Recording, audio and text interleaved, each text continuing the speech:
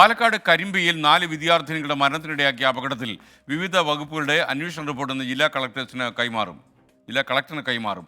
അപകടത്തിന് പിന്നാലെ Karimba higher secondary school ഇന്ന് വീണ്ടും തുറക്കുകയാണ്. രാവിലെ 9 മണിക്ക് അനുശോചന യോഗം ചേരുന്നുണ്ട്. നിഖിൽ പ്രമേഷ് മറ്റു വിവരങ്ങളുമായി നമുക്കൊപ്പം ചേരുന്നു. Nikhil, good morning. ശരിക്കും അതിനുശേഷം ഈ സ്കൂൾ തുറന്നിട്ടില്ലല്ലോ. ഇന്ന് സ്കൂൾ തുറക്കുമ്പോൾ എന്തെങ്കിലും പ്രത്യേക നടപടികൾ അവിടെ ഉണ്ടോ? എന്താണ് വിവരം?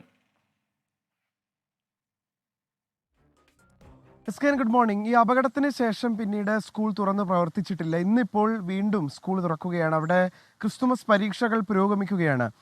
ഇന്നിപ്പോൾ കുട്ടികൾ സ്കൂളിലേക്ക് എത്തുമ്പോൾ സ്വാഭാവികമായിട്ടും അവരുടെ ഓർമ്മകളിൽ ആ 4 കുരുന്നുകൾ ഉണ്ടാകും. ആ കുട്ടികൾ ഇരുന്ന ബെഞ്ചുകൾ ഇനി ഒഴിഞ്ഞു കിടക്കും.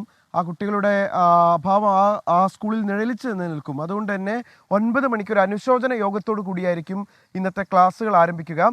കുട്ടികൾക്ക് മനോവിഷമം ഉണ്ടായി, അതായത് അത്രമേൽ അത് അഫക്റ്റ് ചെയ്തിട്ടുള്ള കുട്ടികൾക്ക് ഒരു കൗൺസിലിംഗ് അടക്കം നൽകിയ ശേഷമായിരിക്കും അവരെ തുടർ പഠനങ്ങളിലേക്ക് കൊണ്ടുപോകാമെന്ന് അധ്യാപകർ അറിയിച്ചിട്ടുണ്ട്. അതുകൊണ്ട് തന്നെ ഇന്നിപ്പോൾ സ്കൂൾ തുറക്കുന്ന സമയത്ത് രാവിലെ 9 മണിക്ക് അനുശോചന യോഗം ഉണ്ടാകും. ആ 4 കുരുന്നുകളെയും ആ വിദ്യാലയം ഇനിയുള്ള കാലം അത്രയും ഓർത്തുകൊണ്ടേയിരിക്കും.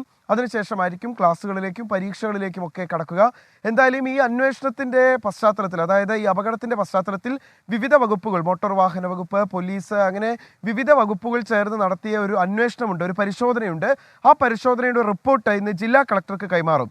ജില്ലാ കളക്ടർ അത് തിരുവനന്തപുരത്തേക്ക് കൈമാറുകയും സർക്കാരിന് കൈമാറുകയും ഇതിൽ തുടർ നടപടികൾ ഉണ്ടാകുമെന്നാണ് പറയുന്നതും. അതായത് ഇവിടെ അപകടങ്ങൾ കുറയ്ക്കുന്നതിന് വേണ്ടിയിട്ടുള്ള തുടർ നടപടികളായിരിക്കും അതിൽ ഉണ്ടാവുക. പ്രധാനമായിട്ടും ഈ പനയമ്പാടം പോലെയുള്ള അയ്യപ്പൻകാവ് പോലെയുള്ള മേഖലകളിൽ ഈ 2 മാസത്തിനിടെ 6 പേര് മരിച്ച കല്ലടിക്കോട്, അയ്യപ്പൻകാവ്, മുണ്ടൂർ ജംഗ്ഷൻ എന്നിവിടങ്ങളാണ് പ്രധാനമായും പരിശോധനയ്ക്ക് വിധേയമാക്കിയത്.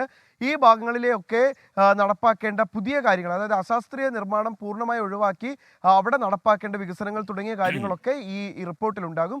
ഈ റിപ്പോർട്ട് സമഗ്രമായി പഠിച്ച ശേഷം അക്കാര്യത്തിൽ തീരുമാനമെടുക്കുമെന്ന് ഗതാഗത വകുപ്പ് മന്ത്രിയും വ്യക്തമാക്കിയിട്ടുണ്ട്. എന്തായാലും ആ കുരുന്നുകൾ ഇല്ലാത്ത സ്കൂളിലേക്ക് കുട്ടികൾ എത്താൻ പോവുകയാണ്. അല്പസമയത്തിനകം തന്നെ കുട്ടികൾ സ്കൂളിലേക്ക് എത്തി തുടങ്ങും. ഓക്കെ, നിഖിൽ പ്രമേഷാണ് വിവരം നൽകിയത്.